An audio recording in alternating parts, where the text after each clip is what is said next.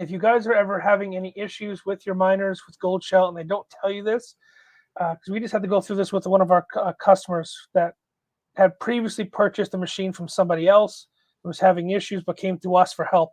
So if you have your IP address / pound sign and then / debug, it will pull up all of your logs for that machine.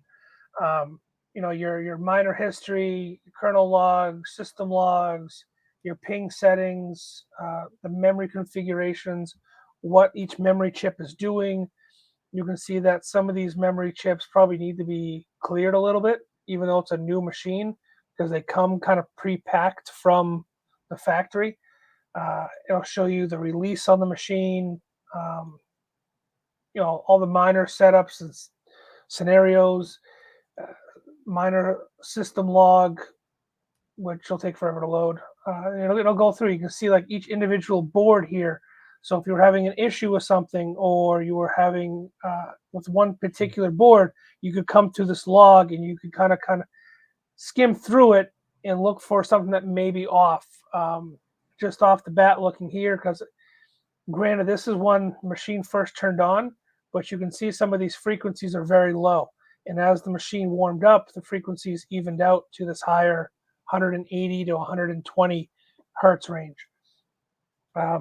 Different monitors and different kind of panels, and then we have the chip overlay as well. So if you are having issues with a particular board, or you're not seeing the proper hash rate that you should have, you can actually come in here and say, okay, on board 2, chip map 2, chip 22 is bad. So then you can go ahead, pull that board out, find chip 22 and replace it. So a lot of other companies don't give you access to this easily. You need to use diagnostic tools and USB drivers to plug into the actual control board to get this far. You know what this pretty cool. You know what this looks like, right? This almost looks like a DOS version of Hive. Like you go into Hive GUI, this kind of like some of this information that's there is pretty similar. Yep. It is kind of weird that some of these chips have snowflakes on them, but I mean behind that.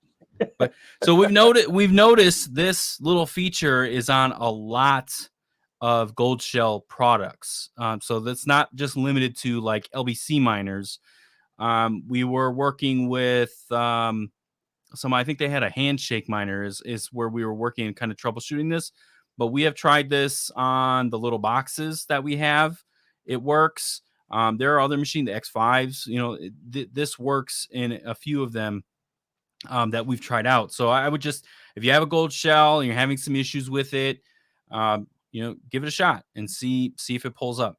So I know that Goldshell also is updating a lot of their firmware, especially for these new like CK Box 2 or whatever's coming out, the new versions of them. So that firmware, this may not work on some of those newer ones. We will lean on you guys to test that out if you get them to check that out. All right. Okay. So taking a step back now that I gave you kind of that lowdown, this is what Mark was really talking about. The back door to changing the frequencies and the voltage on your Goldshell machines. Now, this will work under hash mode or low power mode. I recommend doing it under hash mode. And this is what I've been telling people to do underneath hash mode, because you'll get a better result this way. We talked to, was it New England miner and hobbyist miner. This is how we recommended they get into the back door as well.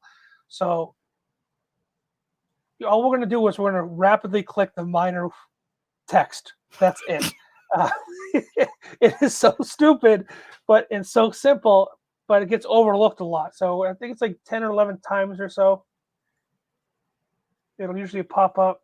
It may not do it actually because I'm remoting into it, so the clicks don't translate correctly. So let me try here. No, doesn't look like I can do it remotely. Well, dude, and this is a brand new machine, so it might have that new firmware on there. So we gotta figure that out. So we'll figure we'll try to get in there and see if we can do some updating on the frequencies, because obviously this machine gets to 1.6, 1.8 on its own while it's hashing in hash rate mode. I think we can do better. So we'll try to figure that out. Yeah, there's a way to get in there and change it, whether it's through the debug tab or through this way. There is a way to tune these machines. We know that. We just guess since it's a newer machine, the firmware's changed a little bit, and we're having issues getting in there. But they didn't remove it; they just locked it. So it's Yeah. just getting around that lock. But once we know for this machine, we'll definitely relay the information to you guys.